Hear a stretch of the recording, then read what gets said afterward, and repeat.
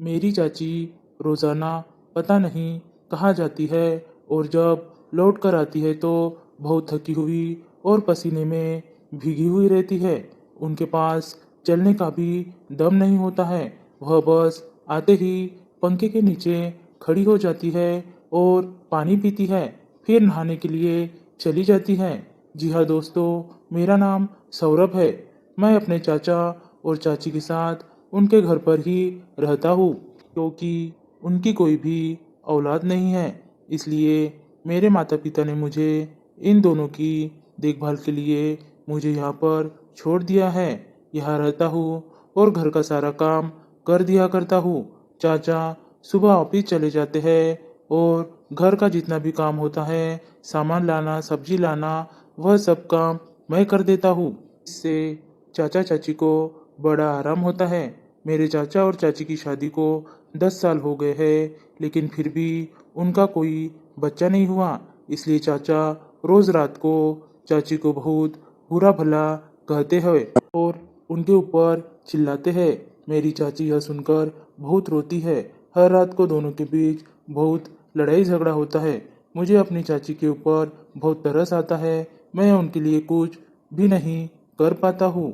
एक दिन मैंने देखा, चाचा जैसे ही ऑफिस चले गए, चाची तैयार होकर कहीं जाने लगी और मुझसे कहा कि सौरभ, दरवाज़ा बंद कर लो, मुझे आने में थोड़ी देर होगी। और जब बहुत देर बाद चाची आई तो वह बहुत थकी हुई थी और पसीने से लथपथ थी और ठीक से चल भी नहीं पा रही थी। मैंने उनसे बहुत पूछा कि क्या हुआ चाची, लेकिन उन्होंने मुझे बताने से इनकार कर दिया। वह अपने कमरे में चली गई। एक दिन होता तो ठीक था, लेकिन यह कहानी तो हर दिन की हो गई थी। चाचा के जाते ही चाची चली जाती थी। मैंने उनका पीछा करने की कोशिश की तो मैंने देखा कि वह एक बड़ी सी हवेली में जाती है। फिर मेरी हिम्मत नहीं हुई अंदर जाने की। मैं बाहर से ही देखकर वापस घर की तरफ भाग गया। ऐसा कई दिनों तक चलता रहा। मुझे बहुत गुस्सा आ रहा था और दिल में एक वो भी था कि आखिर वह उस बंगले में जाकर क्या करती है जो इतना थक जाती है।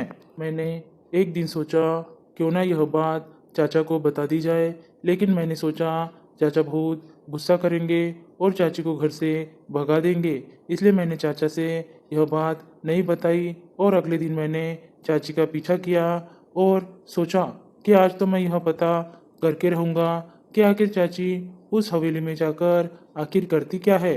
फिर मैं उनका पीछा करते करते वहाँ पहुँच गया। वह अंदर गई और अंदर से दरवाज़ा बंद कर लिया। फिर मैं उस हवेली के पीछे गया और वहाँ पर खिड़की से अंदर देखा तो मेरे होश उड़ गए। अंदर तो एक तांत्रिक बैठा था, उसके सामने चाची बैठी थी और वह चाची को कोड़ा से मार रहा था और वह कह रहा था कि इससे मार खाने से ही तुम जल्दी से माँ बन जाओगी और जितने भी पैसे लाई हो सब मुझे दान करो। उनकी यह सब बातें सुनकर मैं तुरंत ही अपने माता पिता के घर गया और उनको यह सब बातें बताई। मेरी मम्मी ने चाची को समझाया, ये सब ढोंग मत करो, तुमको हम लोग एक अच्छे डॉक्टर को दिखाएंगे। फिर मेरी मम्मी ने मेरे चाचा और चाची को ले जाकर एक बढ़िया डॉक्टर को दिखाया। डॉक्टर ने कहा ज़्यादा घबराने की ज़रूरत नहीं है, ये छोटी सी दिक्कत है। आप 1 महीने तक मेडिसिन खाओगे तो देखना आपको बहुत जल्दी फ़ायदा हो जाएगा। और जो डॉक्टर ने कहा था वही हुआ। उनको जल्द ही एक बच्चा हो गया।